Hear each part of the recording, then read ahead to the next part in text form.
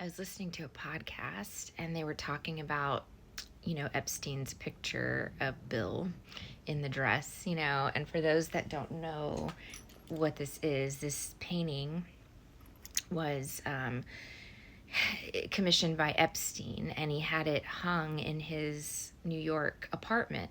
So in the entryway. So when you walked in the door, and him and Bill Clinton were like best friends, right? Thick as thieves, you know what I mean?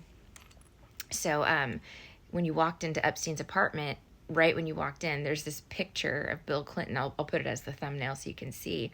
And basically what Epstein was saying to Bill Clinton was like, I own you. Like, you're my bitch, And that's exactly, and think about that. That's a fucking president, right?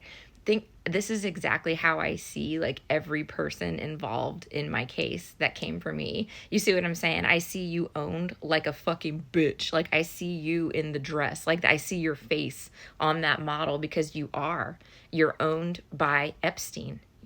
You're owned like a bitch. You know what I mean? You're owned by whoever you're working for, right? For whoever you're doing all this bad stuff for and risking prison time for, right? Because you're owned like a fucking bitch. You know what I mean? Like you have no soul. You have no you. You're not in control of yourself or your life.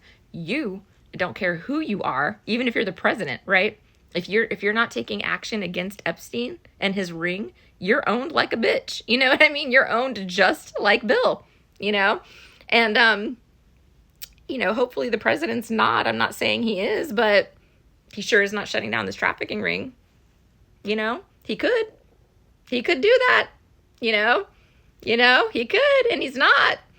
Anyway, that's how I see everybody. The sheriff, the lawyers, the judges, all of you people that are owned like a bitch. This is exactly how